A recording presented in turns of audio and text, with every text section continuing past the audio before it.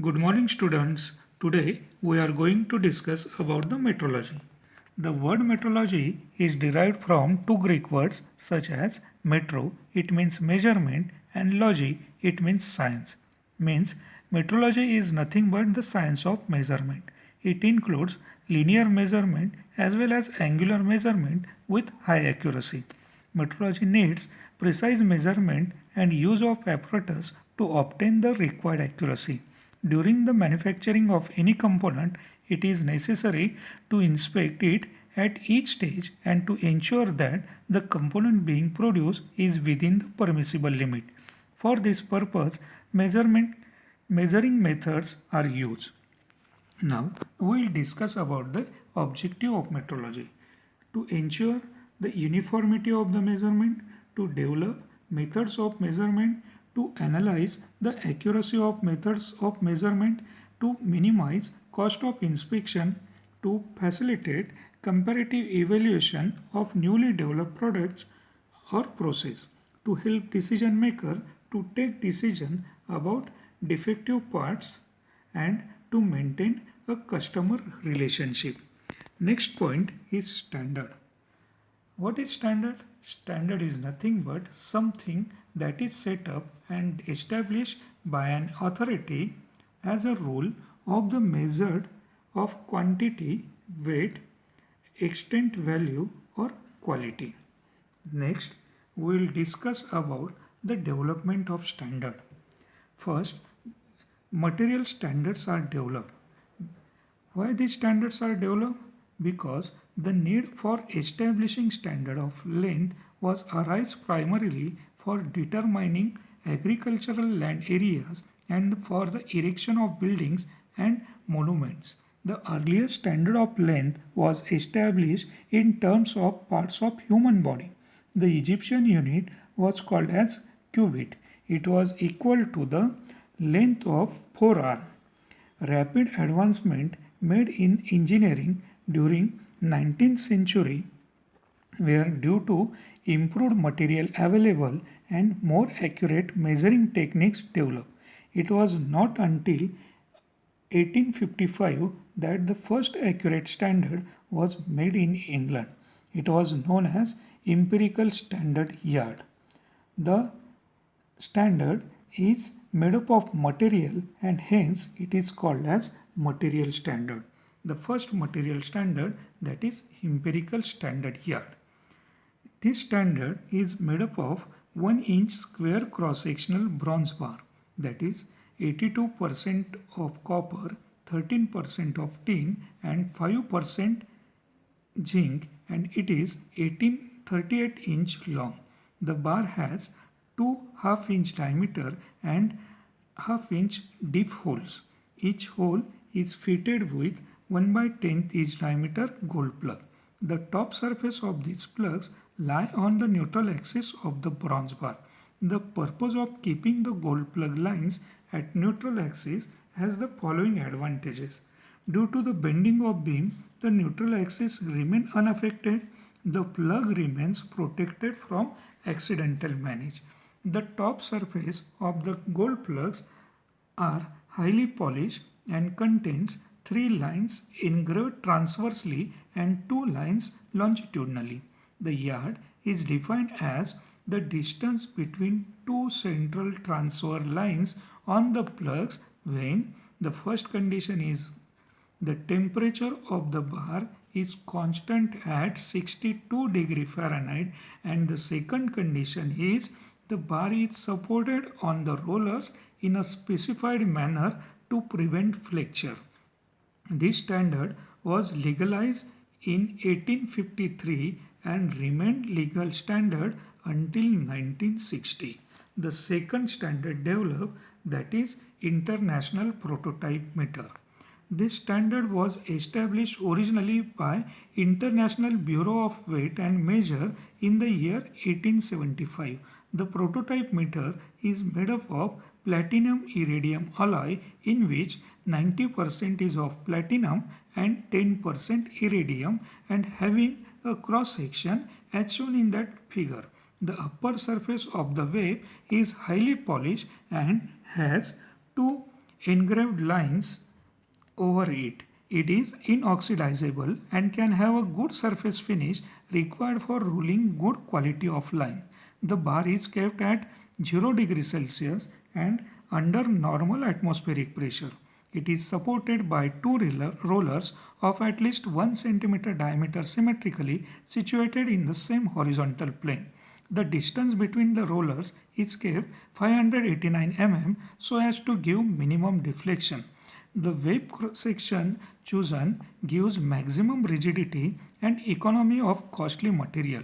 The distance between the center portion of two lines engraved on the polished surface of this bar is of platinum iridium alloy is taken as 1 meter. According to the standard, the length of meter is defined as straight line distance at 0 degrees Celsius and the center portion of the pure platinum iridium alloy, that is 90% platinum and 10% iridium, of 102 centimeter total length and having a cross section as a wave, which is shown in figure. Next point is that certain disadvantages are associated with this material standard. These disadvantages are the material standards are influenced by effect of variation of the environmental condition like temperature, pressure, humidity and aging. Thus, there is chances of changes in length. These standards are required to be preserved or stored under security to prevent their damage or destruction. The replica of these standards were not available for use somewhere else. These are not easily reproducible. Conversion factor was to be used for changing over to metric working, and considerable difficulty is experienced while comparing and verifying the sizes of these gauges. To overcome this difficulty, next standard developed, that is called as wavelength standard. This standard was developed by Jacques Babinet, who is a French philosopher, and he suggested that wavelength of monochromatic light can be used as a natural and invariable unit of length. The wavelength of selected radiation of light is used as a basic unit of length. Since the wavelength is not a physical one, it need not to be preserved and can be easily reproducible without considerable error. Therefore, according to this wavelength standard, the meter is now defined as the length of path of travel by light in vacuum in 1 by 299,792,458 second.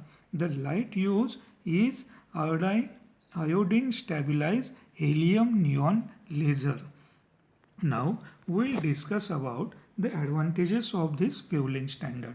It is not a material standard and hence it is not influenced by effects of variation of environmental condition like temperature, pressure, humidity and aging. It need not to be preserved or stored under security, and thus there is no fear of being destroyed as in case of meter and yard. It is not subjected to destruction by wear and tear. It gives a unit of length which can be produced consistently at all the times in all circumstances at all places. This standard is easily available to all standardized laboratories and industry. There is no problem of transferring this standard to other standards such as meter and yard. It can be used for making comparative measurement of very high accuracy. The error of reproduction is only of the order of 3 parts in 10 raised to 11 parts. Next one is subdivision of standards. First one is primary standard. These are material standard preserved under most careful condition.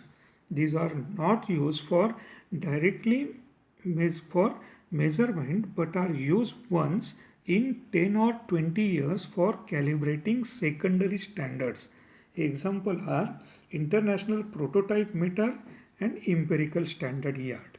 Next one is secondary standard. These are close copies of primary standards with respective to design, material and length. Any error existing in this standard is recorded by comparison with primary standard after long intervals.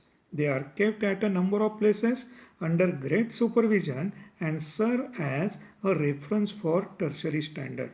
This also acts as safeguard against the loss or destruction of primary standards. Next one is tertiary standards. Tertiary standards are the reference standards employed by National Physical Laboratory, that is NPL, and are the first standards to be used for references in laboratories and workshops. These are made as close copies of secondary standards and are kept as reference for comparison with working standard. And last one is working standards. The standards are similar in design to primary, secondary and tertiary standard, but being less in cost and are made up of low grade material, they are used for general application in metrological laboratories. Next standard is line standard. Now what is line standard? When the length is measured as the distance between centers of two engraved lines, then it is called as line standard. The most favorable example of this line standard is steel rule. Now we will discuss about the characteristic of line standards. In this, scales can be accurately engraved, but it is difficult to take full advantage of this accuracy. A scale is quick and easy to use over a wide range of measurement. The wear on the leading ends results in undersizing. Scales are subjected to parallax effect, which is a source of both positive and negative reading errors. Scale does not possess a built-in datum which would allow easy scale alignment with the axis of measurement. This again results in undersizing. Next standard is end standard. When the length being measured is expressed as the distance between two parallel faces, then it is called as end standard. For example, slip gauges, gap gauges, end of micrometer anvil, vernier caliper, etc. Now, the characteristic of end standard. End standards are highly accurate and are well suited for measurement of close tolerance as small as 0.0005 mm.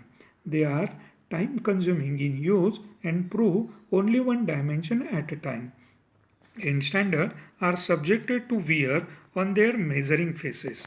End standards have a built-in datum because their measuring faces are flat and parallel and can be positively located on a datum surface. They are not subjected to parallax effect since their use depends on feel.